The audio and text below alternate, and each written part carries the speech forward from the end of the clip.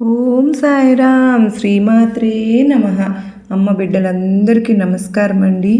అందరూ కూడా మన అమ్మ దయ వలన సంతోషంగా ఉండాలి అని చెప్పి మనస్ఫూర్తిగా కోరుకుంటూ ఈ వీడియో స్టార్ట్ చేస్తూ ఉన్నాను. ఇక ఈరోజు వీడియోలో మనకు అమ్మవారు అందిస్తున్న ఒక మంచి సందేశం ఏంటో తెలుసా బిడ్డ? నీకు ఒక విషయం చెప్పాలని నీ ముందుకు వచ్చాను. నువ్వు ప్రతిదానికి చాలా తొందరపాటుగా నిర్ణయాలు తీసుకోవడమే కాకుండా ప్రతిదీ కూడా ఇప్పుడే జరిగిపోవాలి అని చెప్పి అనుకుంటూ ఉన్నావు. మరి అంతగా ఆరాట పడిపోతూ ఉన్నావు కదా. మరి నీకు అది సంతోషకరమైన విషయం జరగాలి అని ఒక ఆతృత అనేది నాకు కనపడుతుంది. కానీ నువ్వు చేసే తప్పు అదే తల్లి. దేనికైనా సరే సమయం రావాలి, ఉండాలి కదా. నీకైన సమయం వచ్చినప్పుడే నీకు జరగాల్సిన పని జరుగుతుంది.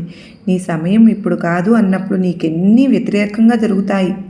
నీకు రావాల్సిన సరైన సమయానికి తప్పకుండా వస్తుంది. కానీ నువ్వు తొందరపడతావు లేదా ఆరాట పడడం వల్ల, ఆవేదన పడడం వల్ల ఏది కూడా నీ ముందుకు రాదని గుర్తుపెట్టుకో. ప్రతిదానికి ఒక సమయం ఉంటుంది కదా. ఆ సమయానికి వచ్చే తీరుతుంది. అది నీకు సరైన సమయంగా కూడా ఉంటుంది. దీనికి ఎన్నోసార్లు ఈ విషయం గురించి నీతో నేను చర్చించే ఉన్నాను. కానీ మళ్ళీ మళ్ళీ మళ్ళీ నువ్వు అదే ఆలోచన, అదే తొందరపాటు చేస్తూ ఉన్నావు. ఆలస్యంగా రావడం ఎంత ఉపయోగం అంటే అది నీకు శాశ్వతంగా సంతోషాన్ని ఇస్తుంది. కానీ త్వరగా వస్తే అది నీకు ఆపదలను తెచ్చి ముప్పు తెస్తుంది. దీనికి ఒక విషయం నీకు తెలుపుతాను. చూడమ్మా, ఒక చిన్న విషయం చెప్పనా? ఆలకించు, జాగ్రత్తగా విను. సమయం వచ్చినప్పుడు నీకు ఏది జరుగుతుంది అని నీకు క్లుప్తంగా నీకే అర్థమవుతుంది.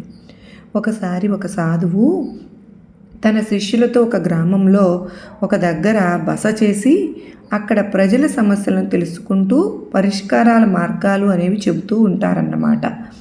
అది తెలిసి పొరుగురు నుంచి రామయ్య, భీమయ్య ఆ సాధువు దగ్గరకు వస్తారు. వాళ్ళు పాపం గోడు అనేది విన్నవించుకుంటారు కూడా ఆ సాధువుతోటి. మమ్మల్ని దరిద్రం పట్టి పీడిస్తోంది స్వామి. మాకు నిధి నిక్షేపాలు అవసరం లేదు, మాడులు మాణిక్యాలు కూడా అవసరం లేదు. కడుపు నిండా తిండి దొరికే మార్గం చూపించండి స్వామి అని వేడుకుంటారు రామయ్య, భీమయ్య సాధువుని. అప్పుడు సాధువు సంచిలో నుంచి ఒక పొట్లాన్ని తీసి దాంట్లో 2 విత్తనాలు ఇద్దరికీ ఇస్తాడు. వీటిని తీసుకువెళ్ళి నాటండి. మొక్క పెరిగి మధురమైన ఫలాలను ఇస్తుంది, మధురమైన తీయటి పండ్లను ఇస్తుంది. కనుక వాటి రుచి అమోఘంగా ఉంటుంది, మంచి ధర కూడా పలుకుతుంది. మీకు ఆస్తులు గడించి పెట్టకపోయినా ఆకలి అనే బాధను తీరుస్తుంది. మీకు సరైన ఆ బాధ లేకుండా ఆదుకుంటుంది అంటారు. వాళ్ళు కూడా సంతోషిస్తారు. తిరిగి వెళ్ళాక నేల చదును చేసి విత్తనం నాటి నీళ్లు చల్లుతారు. నాటిన దగ్గర నుండి రామయ్య గింజ ఎప్పుడు మొలకెత్తుతుందా అని ఎదురు చూస్తూ ఉంటాడు. వారమైంది, 10 రోజులైంది, మొలక మాత్రం రావట్లేదు. తవ్వి చూస్తే విత్తనం అలాగే ఉంది. ఇంకేం మొలకెత్తుతుందని కోపంగా తీసి పారేశాడు. మరో వారం తర్వాత భీమయ్య పాతిన గింజ మొలకెత్తింది. చకచకా ఎదిగి కాపు పట్టింది. మధురమైన పండ్లను అమ్మి సొమ్ము చేసుకున్నాడు భీమయ్య. చూసి అది తాను అవకాశాన్ని కోల్పోయినందుకు ఎంతగానో బాధపడతాడు రామయ్య.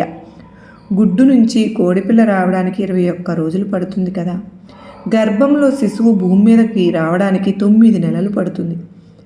ఏ పనులు నెరవేరాలన్నా కొంత సమయం తప్పకుండా పడుతుంది. ఇంగిత జ్ఞానం లేకపోయిన ఫలితంగా ఆ ఫలితం అనుభవించక తప్పలేదు ఆ రామయ్యకు. ఒక్కొక్కసారి మనం పడిన కష్టానికి తగిన గుర్తింపు వెంటనే లభించదు.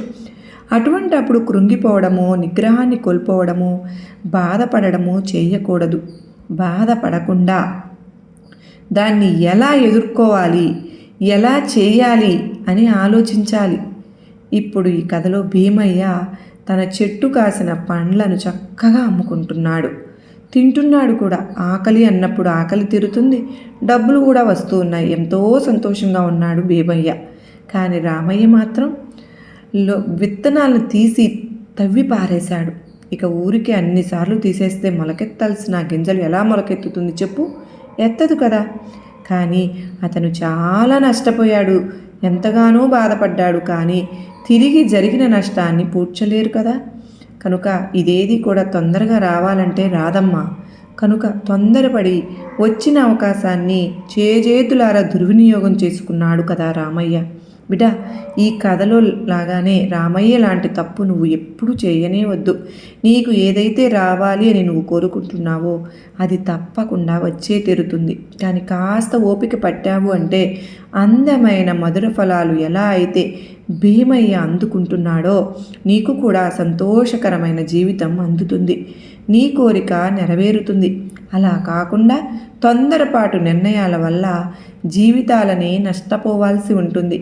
నువ్వు ఈ తప్పు ఎప్పుడు చేయవద్దు తల్లి. ఎప్పుడు కూడా నీ మనస్సులో తొందరగా జరిగిపోవాలి. ఇప్పుడు ఇది జరిగిపోతే నాకు ఆనందం అని అనుకుంటావు, కానీ అది ముమ్మాటికి తప్పు అని గుర్తుపెట్టుకో. ఈ మాట చెప్పడానికి నీ దుర్గమ్మ పరుగున నీ ముందుకు వచ్చాను తల్లి. ఏదైనా సరే విషయాన్ని ఆలోచించి నిర్ణయం తీసుకో. తొందరపడి నిర్ణయం తీసుకుంటే అది అన్ని అనర్థాలకు దారితీస్తుంది అని గుర్తుపెట్టుకో. నీ దుర్గమ్మ నీతో ఎప్పుడు తోడుగా ఉంటాను. నీకు అంతా మంచి జరిగేలాగా మంచి తోడుగా అండగా ఉంటాను. నీకు మంచి మాటలు చెబుతూ నిన్ను చక్కగా మంచి దారిలో నడిపిస్తూ ఉంటాను. నీకు నా ఆశీర్వాదములు ఇస్తున్నాను బిడ్డ అంటూ అమ్మవారు చెప్తూ ఉన్నారు. అందరూ బాగుండాలి. సర్వేజన సుఖినో భవంతు.